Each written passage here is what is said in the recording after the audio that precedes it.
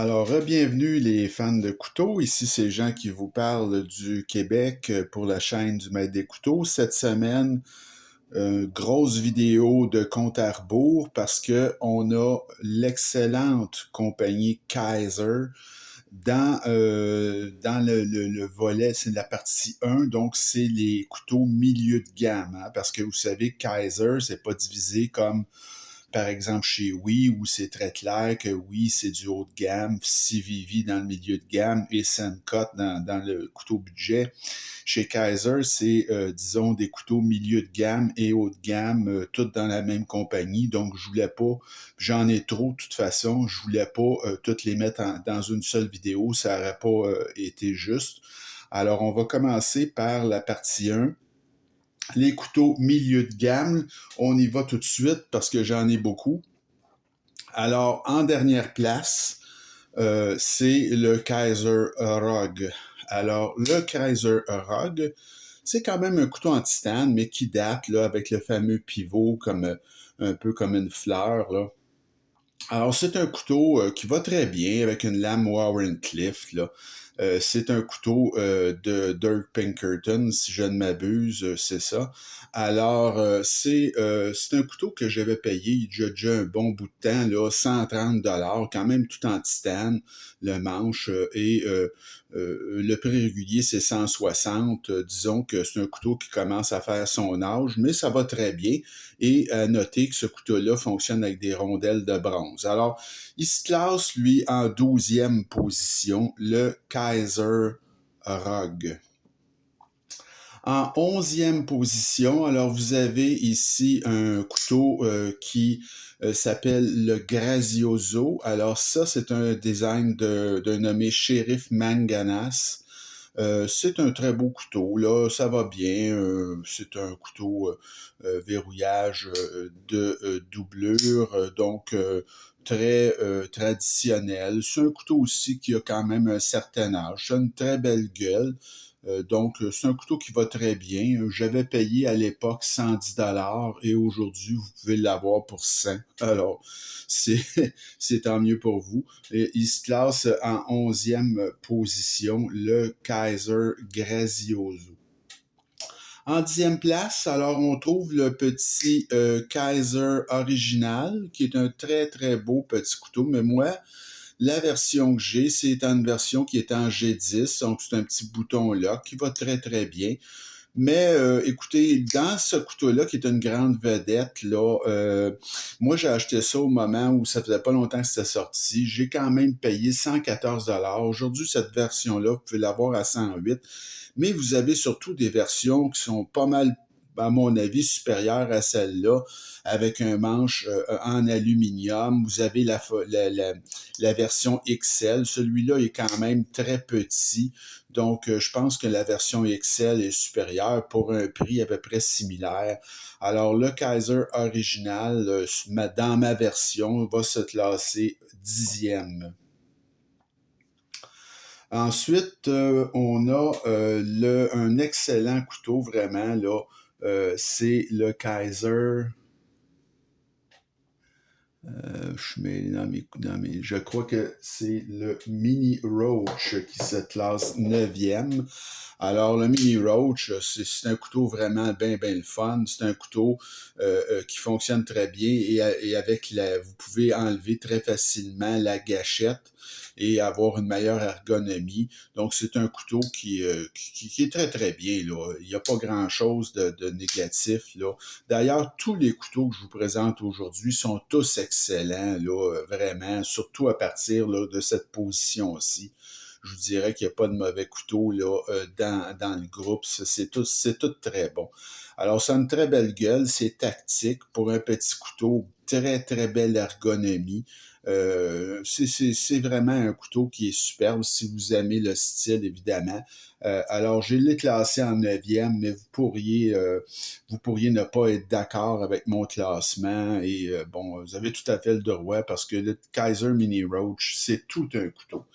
En 8e place, on a encore une fois un autre couteau formidable, le Kaiser Towser. Alors celui-là, vous avez le manche Le manche qui est en Rich Light, vous avez une action, écoutez, c'est formidable. Là, au niveau de la fermeture, il faut faire attention parce que c'est vraiment une action guillotine.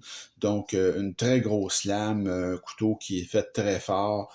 Alors, il y a c'est un roulement à billes, mais multi-rangé là-dedans. Écoutez, c'est tout un couteau, celui-là aussi. Mais bon, comme je dois faire des choix, alors moi, j'ai décidé de le mettre là, en 8e position.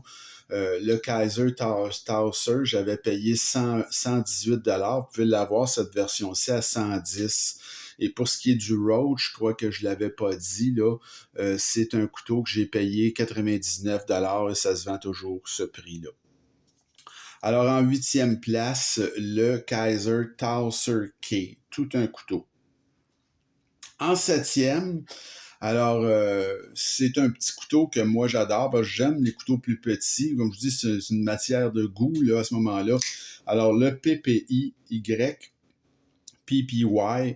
Et ce que j'aime beaucoup, c'est la fermeture hydraulique, là. C'est un couteau de Eizo, celui-là. Alors, les couteaux de Eizo ont toujours des fermetures hydrauliques. Moi, j'adore ça. C'est un petit couteau passe-partout. Écoutez, c'est vraiment confortable en main. C'est un couteau qui se transporte très, très bien. Vous avez, comme je vous dis, regardez-moi ça, une fermeture hydraulique tout à fait remarquable sur ce couteau-là. Donc, c'est un petit couteau que j'ai payé, moi, 95 et c'est toujours son prix.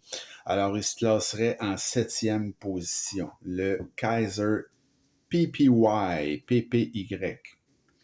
En 6e position, ben, on retrouve un couteau que je vous ai présenté il fait pas tellement longtemps, le Bogai, qui est un couteau aussi très puissant, mais pas très grand. C'est pas un couteau de grande taille, mais fait très très fort et qui possède lui aussi la merveilleuse action hydraulique de Eizo là, pour la fermeture, même si ce n'est pas un design de Eizo. C'est un design d'un Russe que je ne connaissais pas. Là, je crois que c'est Antinova, son nom. Alors, Denis Antinova.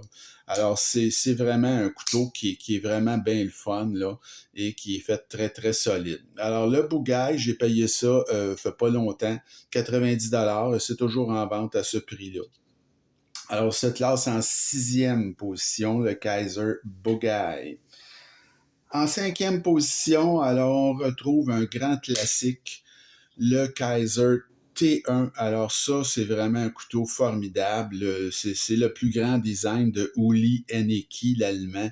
Alors c'est vraiment un couteau que j'adore. Lui-ci, il a une fermeture un peu hydraulique, là, complètement fall shot. Et lui, c'est un couteau vraiment avec une ergonomie qui est vraiment fameuse et la forme de lame tout à fait classique, vraiment un excellent choix. Vous l'avez évidemment dans une version plus haut de gamme, tout en titane, mais c'est beaucoup plus cher. Moi, cette version-là, qui a un manche en micarta et de l'acier 154 cm, j'avais payé ça 120 $ à l'époque, il y a peut-être un an et demi, et c'est en vente aujourd'hui à 118. Alors, le Kaiser T1 est en 5e position. 4e position, vous avez un autre classique des classiques chez Kaiser, le plus grand design de Eizo finalement, le fameux Beglighter. Alors le Kaiser Beglighter, vous l'avez ici dans son format régulier avec un manche là qui est un laminé de fibre de carbone finalement. Toujours l'acier, c'est pas de l'acier 154 cm, celui-là c'est du N690, enfin, c'est quand même très bien. Et évidemment, vous avez la fameuse action de Eizo, là, bon. Alors, c'est vraiment un couteau formidable que vous pouvez retrouver en beaucoup, beaucoup de déclinaisons. Cette déclinaison-là, moi, je l'avais payée à l'époque 107 $. Et c'est toujours en vente à ce prix-là. Donc, il se classe 4e, le Kaiser Beglighter. 3e position, alors là, vous avez le Kaiser Escort. J'en ai 2, hein, et celui-là, je l'ai mis troisième. C'est un couteau formidable avec le fameux clutch lock de Kaiser. Là. Écoutez, c'est un couteau qui... Il n'y a à peu près pas de défaut, ce couteau-là. Tout est parfait. Celui-là, le manche est en burlap micarta, c'est-à-dire c'est un micarta, mais fait... c'est fait c'est pas un micarta de lin, là, c'est un micarta de jute. Alors, ça fait un petit peu plus épais au niveau du manche, là.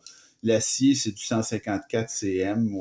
Alors, c'est un couteau qui est vraiment pleine grandeur, qui est un couteau formidable. L'Escort, c'est à peu près tout gagné, là. D'après les connaisseurs, tout le monde le dit que c'est probablement un des meilleurs Kaiser jamais produits. Surtout avec ce fameux clutch lock-là que je vous ai démonté, qui permet d'avoir accès au ressort de type Omega très facilement. Alors, c'est notre troisième position, le Kaiser Escort, mais avec le micarta burlap. En deuxième position, un couteau que j'ai acheté il n'y a pas longtemps, ce qui est vraiment formidable, c'est le Kaiser Doberman.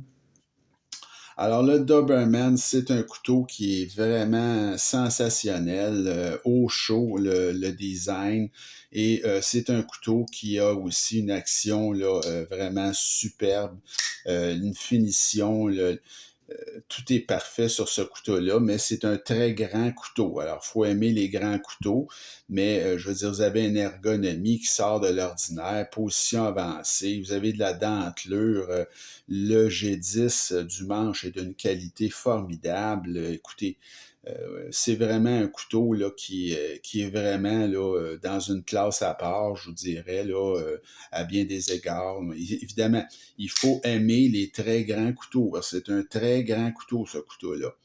Alors, moi, ce Kaiser Doberman, j'ai payé il y a à peu près 2-3 mois de ça, 130 et aujourd'hui, vous pouvez l'avoir à 120. Donc, c'est vraiment tout un couteau et il se classe en deuxième position. En passant, l'escorte ici avec le manche en micarta de jute, j'avais payé ce couteau-là 135 et c'est toujours son prix. Première place, alors mon grand gagnant, c'est le Kaiser Escort, mais avec la poignée en Rich Light. Alors ça, je l'avais eu en spécial à 120 $. Son prix, c'est 150. Et pourquoi je le trouve supérieur à l'autre, ben c'est simple, c'est tout simplement l'épaisseur du manche. Le manche est quand même de manière notable moins épais à cause de la finition, que c'est un Rich Light et non pas du micarta. Là. Donc, il y a une bonne différence au niveau de l'épaisseur du manche. Je trouve, moi, je préfère ça. Mais au niveau de l'action, c'est la même chose. Là. C'est toujours le clutch lock et le même acier, sauf que la lame est noire. Alors, c'est vraiment ma première position, là, le Kaiser Escort avec le manche en Rich Light, qui est, à mon avis, le meilleur. Mais vous pouvez interchanger les positions, comme je vous dis, là, tous ces couteaux sont des couteaux d'excellente qualité, là. Mettons qu'on enlève les 3 premiers, mais les 9 derniers, là, vous pourriez les interchanger, puis vous n'auriez pas tard. C'est vraiment des couteaux formidables. Alors, ça fait le tour pour notre compte à rebours de cette semaine. J'espère que ça vous a plu. C'était, comme je vous disais, la partie 1 de Kaiser parce que j'ai la prochaine vidéo, ça va être la partie 2 de Kaiser, donc mes couteaux Kaiser, mais qui sont plutôt des couteaux haut de gamme. Alors, je vous souhaite une bonne fin de journée. Continuez à vous inscrire à ma chaîne et à m'écrire et on se retrouve très bientôt. Salut!